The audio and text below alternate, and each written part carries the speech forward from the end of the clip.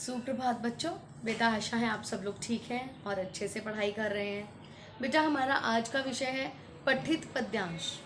पठित का मतलब होता है पढ़ा हुआ। पद्यांश मीन्स पद्य का अंश, यानी कि किसी कविता का हिस्सा।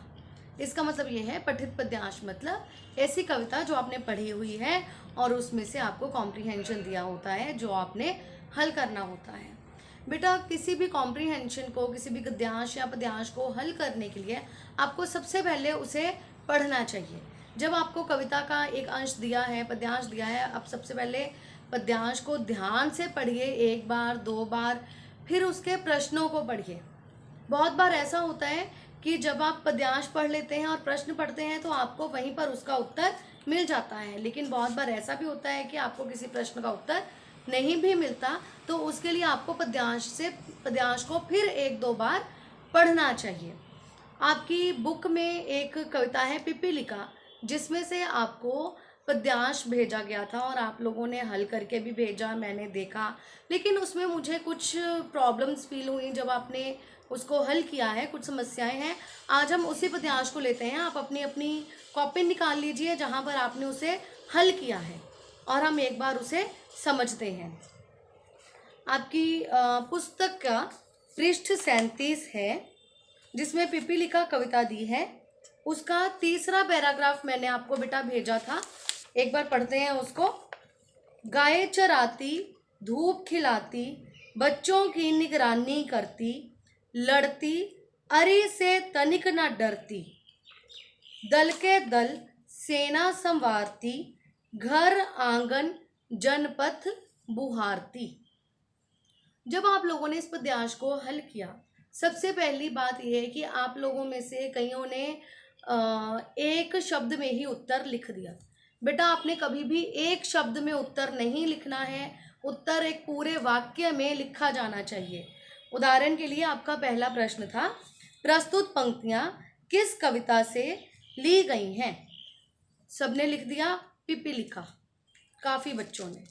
बेटा आपने सिर्फ कविता का नाम पिपीलिका नहीं लिखना है, आप पूरा लिखेंगे प्रस्तुत पंक्तियां पिपीलिका कविता से ली गई हैं। उसके बाद अगला प्रश्न, इन पंक्तियों में किसकी बात की गई है? आप सिर्फ यह नहीं लिखेंगे चींटी की, आप पूरा लिखेंगे इन पंक्तियों में चींटी की बात की गई है। चींटी किसकी निगरानी करती है?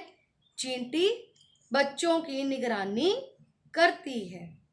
चींटी किससे नहीं डरती है?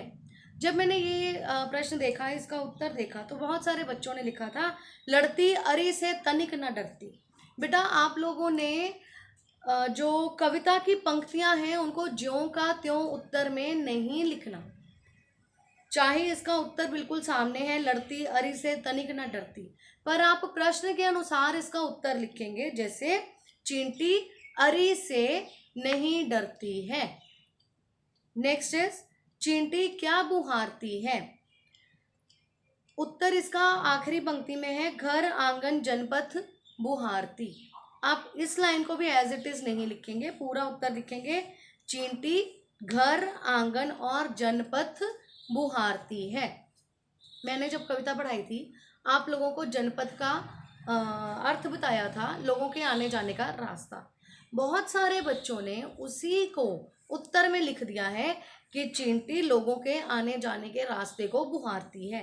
बेटा आपने ऐसे नहीं लिखना है, आपने काव्यांश में से ढूंढकर ही उसका उत्तर लिखना है। आपको कविता आती है, उसका उत्तर पता है, लेकिन आप उसको बिल्कुल ऐसे नहीं लिखेंगे, बल्कि आप उसको कविता में से ढूंढकर लिखेंगे कि चींटी घर आंगन जनपथ बुहारती है।